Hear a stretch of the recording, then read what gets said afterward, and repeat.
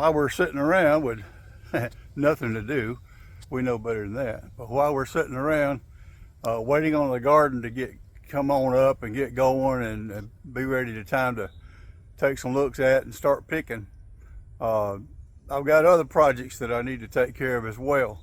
One of those is my shade garden. If you can kind of see it right over here, I'll turn the camera around in a second.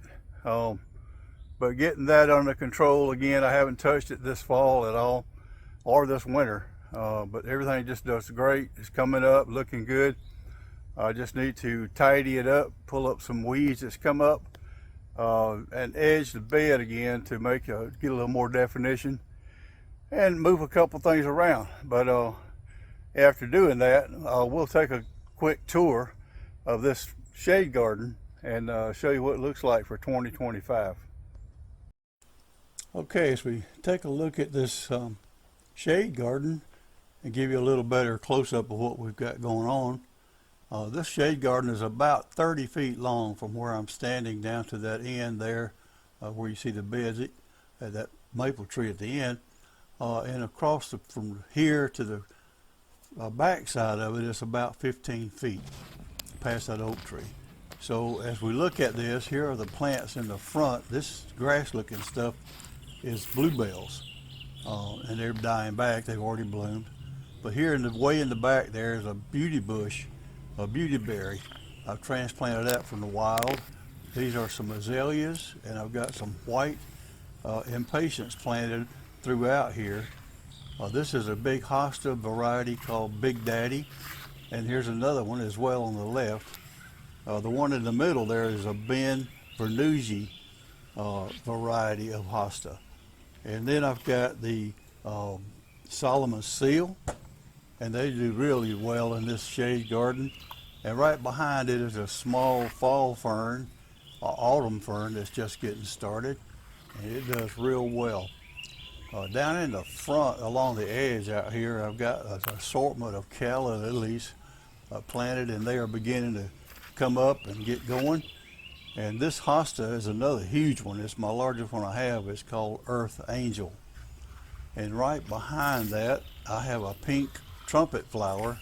It has not bloomed yet, but that's what you see here. And then another hosta, another Big Daddy. This is one of my oldest and favorites, I guess, because I've got them throughout the place. The rock feature I haven't finished yet. I put the rocks in. I'm going to fill that in with dirt and then plant some flowers up there to give it another layer. And this is another fall fern or an autumn fern. And this little small hosta right here in the front is a mouse ears. And then another one, this curly wavy leaves is called Shadowland Whee! And that's really the name of it. And again, more azaleas down the back. And this is a variety called Dream Queen. And then of course, here's another Big Daddy that became rabbit food.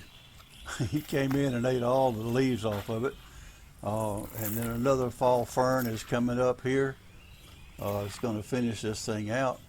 And a tiny, tiny hosta there on the left toward the front is called So Sweet variety, and that's some more impatiens.